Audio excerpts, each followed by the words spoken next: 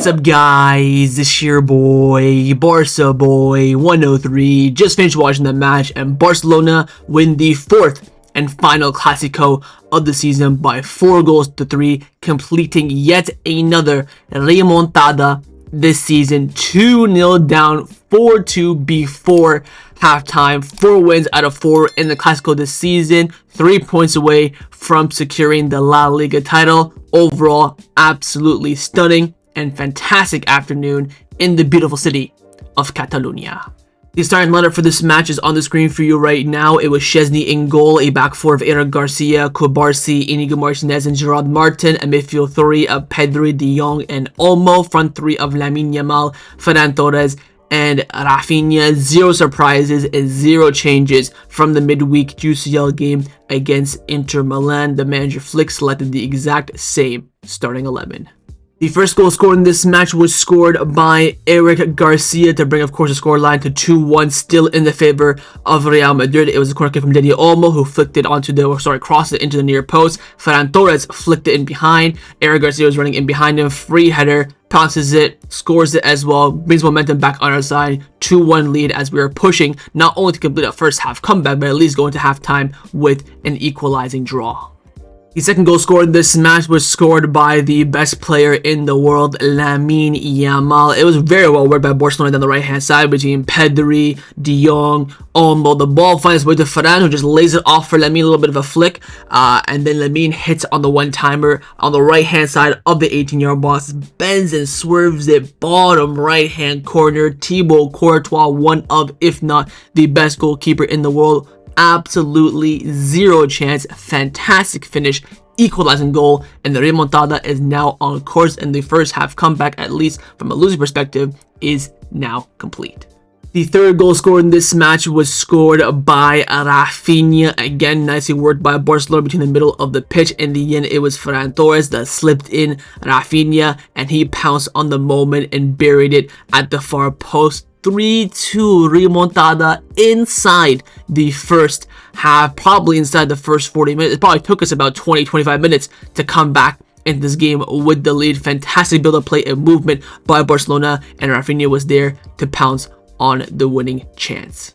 The fourth and final goal scored in this match for Barcelona was scored by Raphinha to complete his brace, again all inside the first 45 minutes. I believe Mbappe and Ceballos ran into each other and lost the ball. Pedri picked it up, slipped in Raphinha, very quickly. He was through on goal. His trademark low-driven finish puts it into the back of the net. 4-2 lead heading to halftime, and of course didn't score any goals in the second half. And that, of course, completed Barcelona's comeback in the game, and of course has one hand on the league title. So overall, a team performance rating on the night, I'm giving it an 8 out of 10, especially coming off the back of, UCL elimination midweek. I thought that Barcelona had a stellar game. I think we were dominant for at least 75 to 80 minutes of the 90 minutes. I think Madrid were kind of on top of us a little bit in that second half as they were chasing the game, and we were, of course, trying to sit back and take the cushion lead that we did have. It was scintillating football. The goals we conceded, of course, were not embarrassing. It's kind of based on our play of high risk, high reward. Of course, preventable, but they're all the goals that we knew that Madrid can score against us. Look at all the goals Madrid have scored against us this season. You have 2 set pieces in the Copa del Rey final, the 1 set piece in the Super Cup final, and the other one being an Mbappe counterattack. Similar in this game, Mbappe hat-trick, all coming in from counterattacks. Of course, one of them with a clear penalty given away by Szczesny with the offside trap there, not holding its line quite well. All 3 goals are like the only way that I can see Madrid scoring, and that's how they did it. So I'm not surprised by any means necessary. Mbappe has 5 goals in the Clásico. I was saying that, oh, he's gonna do so well. 0 wins though, so he can absolutely swivel on it and hold that. But I think that Barcelona played well. I think the first half we looked really good, even when we were down 2-0 and 1-0 respectively. We came back in the game, another remontada to add to the books this season. I think we've been trailing. I saw a stat. We've been trailing like 8, 9, or 10 games this season, in which we've come back and we've won, which is a scintillating stat. I think the second half we started off quite slowly the first few minutes. After that, we built into the game. Raphinha scored, which was, I think, Lamine scored, that was offside. We were on top, and then once they got that goal from yet another mistake from Barcelona, Madrid had some spell of possession. But I think Barcelona managed the game well. We controlled the game well. We started to, of course, learn from the Inter game. We were wasting time more effectively, kicking the ball away, lying on the floor, rolling around a little bit, which again, dark arts, but stuff that you have to do. So already from the UCL elimination, we are seeing improvements that we were crying about in that first game. Again, not as much as I would like, but again, there is an improvement, so I will highlight it. but I think the Barcelona, again, for the 4th time this season, were the better team. I think the second half in the Copa del Rey final for about 25 minutes and this game for about 10 minutes, those were the only times where I think that Real Madrid were dominating any Clásico this season. I think the 4-0, of course, first half was quite easy, so they weren't dominating it. So we've dominated all 4 Clásicos this season, 5 if you want to include the preseason one where, of course, Pau Victor came in clutch. So all 5 Clásicos this season, Barcelona have won, and have won in emphatic fashion. I mean, we were on course for a great scoreline at halftime, which unfortunately we didn't get. If only the Fermin Lopez goal counted. Clear handball. This actually, I have to mention, not only were Barcelona the better team, the referee yet again was against us. I mean, not only the 50-50 calls, but even big calls did not go our way. Tchouaméni red card, foul on Lamine Yamal for Madrid's second goal, no penalty for the handball as well. I think the Fermin goal was rightfully ruled out. It hit his hand, sure. I was just more happy that we went out and celebrated. We got to waste time and stuff like that. But the referee today was absolutely disgusting. Disgusting. An investigation needs to be opened up. The fact that he had a video time call with Florentino Perez this morning says enough. I'm not even, again, we won the game, so I'm happy. But this is unacceptable. Every single 50-50 did not go our way, and big calls that were clear did not go our way. And also, I forgot to mention Raphinha's penalty in the first half as well. We were absolutely robbed refereeing-wise in this game, and yet we still won the match. That shows me mental strength, confidence in your own play, and this team growing and growing. So overall, super satisfied with the performance, and of course the result. Would like to concede a bit less, to be honest, but a win's a win. 3 more points to win this league, and that's all that mattered coming out of this game. So overall, I think the team performance rating tonight, very solid. 8 out of 10.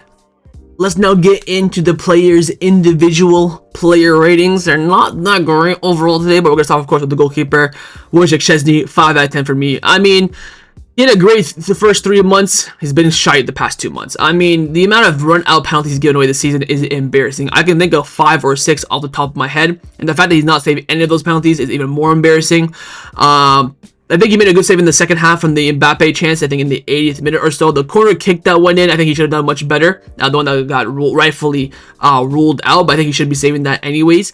But not the best performance from Tech. I think he did waste some time, much better. He was okay in possession as well, but I just think shot stopping wise could have done a bit better with the penalty. Should have almost saved it. The goal that was ruled out, he should have saved it. Not giving away that penalty, which is stupid. He loves to do that. He'll give away a penalty just to stop the play because he feels like we're gonna get the offside call. But when we don't, sometimes he looks absolutely piss poor. So not the best from Szczesny. 3 goals conceded as well. So gonna give him a 5 out of 10.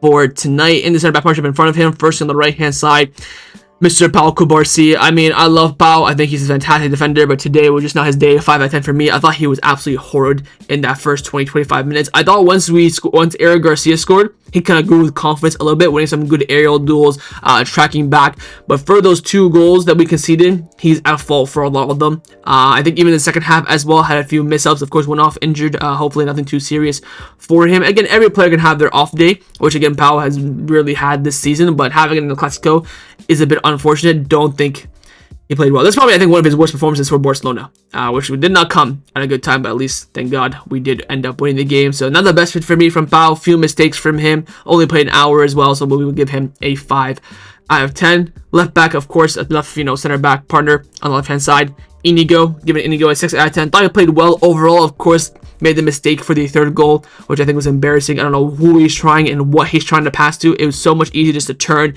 and just reset the play all the way to Szczesny. But I think overall, apart from that mistake, thought he had a good game. I think I probably would have given him a 7, but I brought him down to a 6 for that mistake. Airly was fantastic on the ground as well. Dealt with the pace of Mbappe and Vinicius out wide when Gerard Martin was getting cooked a lot of the time, and even Vinicius as well on the against Eric Garcia, where he just goes for pace. I think Eric Garcia defended very well. We'll talk about him in just a few seconds. Inigo's always there with the recovery, so respected Ini. He had a good game, apart from, of course, I think the mistake, typical Inigo Martinez performance, I would say. So we'll be giving him a 6 out of 10. Into the fullbacks, first on the right hand side, Eric Garcia, 7 out of 10 from me. I thought he had a really good game, and you know what? I thought he did much better than I expected. I thought he was going to get cooked for pace. That's what my real worry. Eric Garcia, he's not slow, but he's not fast by any stretch of the imagination. Of course, first for the goal, great header, great run to read the Ferran flick as well. But I thought he defended very well. against Vinny today. The only time where Vinny got in behind him, which I think maybe was once or twice, was just simply due to pace of him flicking around him and just running around him. Got a nutmeg off on Vinny as well, so we'll take that from Eric. Thought he had a really good game overall.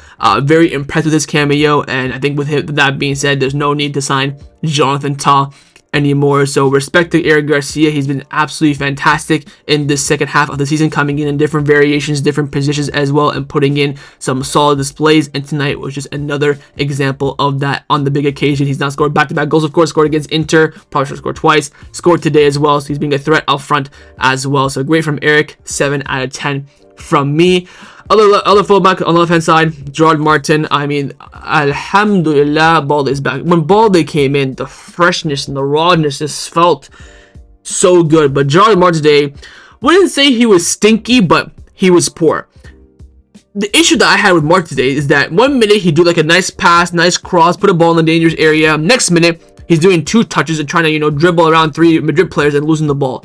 Decision making today from him was absolutely piss poor. I thought his crosses in behind in the final third were okay. I thought his passes inside were up to standard, was getting done for pace. Defensively did not look good whatsoever. He held the line pretty well, so I'll give him some credit for that, but gave the ball away in silly, stupid areas on countless occasions, and that was my big pet peeve today from Gerard Martin. But thankfully, Balde's back. We don't have to see him anymore this season, hopefully, as long as Balde can stay fit. But Gerard Martin for me gets a 5 out of 10. Into the midfield now. Firstly, in the pivot, the captain tonight, and most importantly, my man of the match, Frenkie de Jong. Que jugador. Absolutely magisterial, stunning, stellar, exquisite performance from Frenkie. A goal and an assist, you're looking at a 10 out of 10. That's the only thing that's holding him back is the GA aspect. I thought Frenkie was flawless. Winning ball back in the midfield, making runs forward, controlling the tempo. The fact that he was very proactive with the referee as well, which is, again, when you're the captain, you're the only one that can talk to the referee. He tends to be quite quiet. We see like Raphinha mainly doing it, but he was stuck in there. He was getting in his faces. Aerially dealt so well with Jude Bellingham, was of course already taller than him as well. Was winning a lot of aerial duels. I can't remember a time where he gave the ball away, had calm, cool, and composure in this game. It was a stunning performance. The tackles he was doing was sublime, winning every single 50-50, of course, duel in the game. The tackle on Mbappe as well to throw him off, which wasn't, an Mbappe dive. It was an overall masterclass from Frenkie, and people just like to hate. I know I think in the Inter game he played very similar to this, but he did give the ball away a few times.